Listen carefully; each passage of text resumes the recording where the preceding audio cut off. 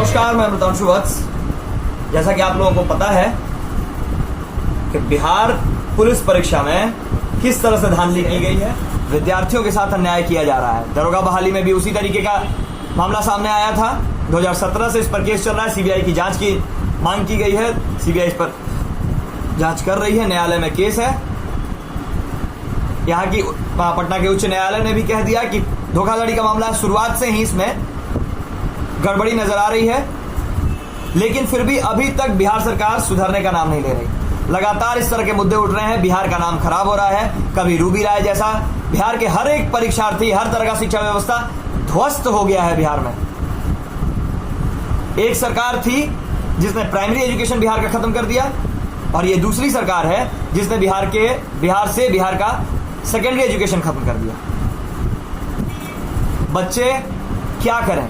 रोजगार आप बिहार में दे नहीं रहे हैं। इंडस्ट्रीज आपके पास है नहीं। आप इंडस्ट्री सेटअप करने नहीं दे रहे हैं। नए एंटरप्रेन्योर्स को किसी तरह का आप प्रोत्साहन देते नहीं हैं। बिहार में अब एकमात्र आपने विकल्प छोड़ दिया है दारू की स्मगलिंग, जो बेरोजगार लोग करके अपनी जीविका चला रहे हैं। और दूसरा अपराध, क्योंकि जब पढ़े लिखे लड़कों को आप नहीं होने दीजिएगा, मेरिट से काम नहीं करने दीजिएगा, जब उनके साथ इस तरह से अन्याय होगा, तो अंततः गलत रास्ता उनको अपनाना पड़ता है सरकार से द्वेष साधने के लिए।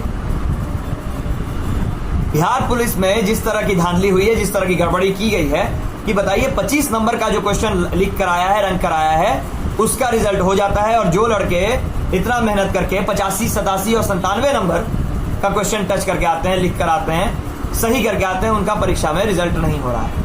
कितने दुर्भाग्य की बात है कि एक तरफ आप कहते हैं कि बिहार पुलिस प्रशासन की जो भी परीक्षा होगी उसमें कड़ाई करते हैं बिहार सरकार, बहुत ही कड़ी निगरानी होती है, और उसके बाद भी आपका सेटर अंदर उस बच्चे को पहुंचा देता है मोबाइल के साथ। मोबाइल ले जाना हर परीक्षा केंद्र में वर्जित है, और उसके बाद भी आपका वो जो लड़का जो पैसे देकर आया है, जिसको इस बात का पूरा अनुभूति है कि हमारा एग्जामिनेशन इस बार किसी भी हालत में निकल जाएगा, हम लिखे ना लिखें, वो क्यूएमआर सीट घर लेकर चला आता है, परीक्षा केंद्र में मोबाइल लेकर घुस जाता है, फोटो क्लिक करता है, और उसका फिर भी रिजल्ट हो जाता है। अगर आपको बिहार के बच्चों के साथ ऐसा ही खिलवाड़ करना था, तो नीतीश सरकार से मेरा अनुरोध है कि अगर किसी भी तरह की, अगर बिहार पुलिस या किसी भी तरह का सरकारी नौकरी का आप वैकेंसी निकालते हैं, तो कृपया फॉर्मेलिटी ना निभाएं, औपचारिकता ना निभाएं। सीधे सीधे कॉलम में लिख दें, फॉर्म के ऊपर लिख दें कि जिनके पास इतने लाख रुपए हैं इस पद के लिए, वही फॉर्म भरें, अन्यथा बाकी जो भी लोग हैं वो अगले साल किसी अच्छे सेटर को ढूंढ लें, किसी अच्छे दलाल को ढूंढ लें। मजाक बनाकर रख दिया गया है सरकारी नौकरी का और प्रतिभा का बच्चों का। लोग 5-5 साल, 7-7 साल, 10-10 साल उम्र निकल जा रही है, लोग दौड़ रहे हैं, मेहनत कर रहे हैं, एक रूम में बैठकर पढ़ रहे हैं कि किसी तरीके से सरकारी नौकरी निकल जाए, क्योंकि बिहार में रोजगार नहीं है। और उसमें भी इतने बड़े पदों पर वैकेंसी निकालने के बाद आप इतना धांधली कर दे रहे हैं कि सिर्फ नालंदा जिला का एक गांव 9 में से 8 रिजल्ट कर दे रहा है। एक डिस्ट्रिक्ट से 8000 रिजल्ट हो जा रहा है, बाकी सारे डिस्ट्रिक्ट कहां गए? रिजर्वेशन आपका अलग से, महिलाओं को किस बेसिस पे कितना औसतन पर आप रिजर्वेशन दे रहे हैं, इसका भी कोई वैल्यू नहीं है, कोई रिकॉर्ड नहीं है। आप या तो क्षेत्रवाद करने पर उतरे हैं या फिर आप जातिवाद पर उतरे हैं, क्योंकि बिहार के बच्चों के साथ न्याय नहीं हो रहा। आपने बिहार पुलिस के एग्जामिनेशन में पारदर्शिता तक नहीं रखी, ना तो कट ऑफ जारी किया गया। एक बार भी बिहार पुलिस के एग्जामिनेशन में यह नहीं बताया गया कि किस बेसिस पर किनका सिलेक्शन किया गया है। कट ऑफ लिस्ट जारी नहीं किया गया ताकि बच्चे ये भी बता पाए कि हाँ, इतना पर मेरा नंबर नहीं था, इसलिए मेरा एग्जामिनेशन नहीं हुआ, मेरा क्वालिफाइड। ना तो किसी बच्चे का आप आंसर शीट देखने का उसको इजाजत देते हैं, ना आप में किसी तरह की पारदर्शिता है। तो हम आपसे अनुरोध करते हैं सर कि अगर आप पारदर्शिता नहीं ला सकते एग्जामिनेशन में, तो अब बच्चों को आपके बिहार सरकार के प्रणाली पर, परीक्षा प्रणाली पर भरोसा नहीं रह गया है। लोग अपना समय बर्बाद कर रहे हैं और अंत में प्रवासी मजदूरी करने बाहर जाएं, क्योंकि आप रोजगार देने में असक्षम है, लोन नहीं दे सकते हैं। जितनी आप हर तरह के लेकर आते हैं कि ये योजना, ये योजना, ये योजना, एक भी योजना किसी भी नागरिक तक नहीं पहुंच पाती है। आपके जो लोग हैं, आपके जो ऑफिस में, कार्यालय में बैठे हुए लोग हैं, उन लोगों का द्वारा ही गमन कर लिया जाता है हर एक योजना और हर एक पैसे का।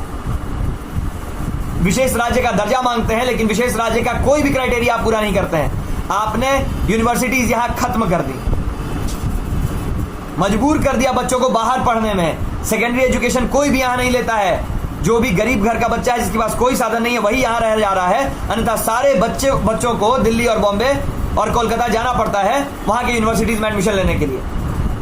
यहां के यूनिवर्सिटीज का बदहाल हालत ऐसा है कि 14-14 साल से यहां कोई भी नियुक्ति नहीं हुई है, और जो एडहॉक पर बेचारे टीचर पढ़ा रहे हैं उनको पैसे नहीं मिल पा रहे हैं, उनको सैलरी नहीं मिल रही है।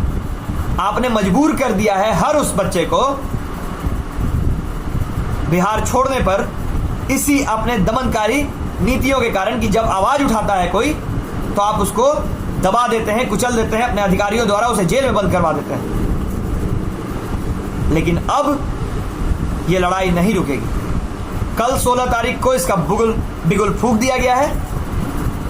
हर जगह, हर न्यूज चैनल पर आपने देखा होगा, बिहार में बच्चों का आक्रोश इतना ज्यादा हो गया है कि अब ये बयार थमने का नाम नहीं लेगी जब तक उन्हें न्याय नहीं मिल जाएगा। या तो निष्पक्ष रूप से इस पर जांच करवाएं, रिजल्ट सामने करें, कट ऑफ लिस्ट जारी करें, या ऑनलाइन परीक्षा लें, जैसे एसएससी, सीजीएल और बाकी सेंट्रल गवर्नमेंट की परीक्षा होती है। आप 600 रुपए, 800 रुपए का फॉर्म रखते हैं, पैसे कमा लेते हैं, और उसके बाद बच्चों का रिजल्ट तक नहीं निकालते, उनके साथ खिलवाड़ करते हैं। जो भी भाई इस लड़ाई में हमारा साथ देना चाहेंगे वो एएमसी चैनल को सब्सक्राइब कर लेंगे। कोई भी तरह की अपडेट और जानकारी उनको यहीं से मिलते रहेगी, और लड़ाई अब शुरू हो चुकी है, ये जंग जारी रहेगी। जो साथ देना चाहें वो चैनल को नीचे डिस्क्रिप्शन बॉक्स में इसका लिंक दिया हुआ है, सब्सक्राइब कर लें और आगे हाथ बढ़ाएं, ताकि आपके इस मुहिम को, आपके इस आवाज को आगे उठाया जा सके और इस धांधली को सुप्रीम कोर्ट तक पहुंचाया जा सके। धन्यवाद।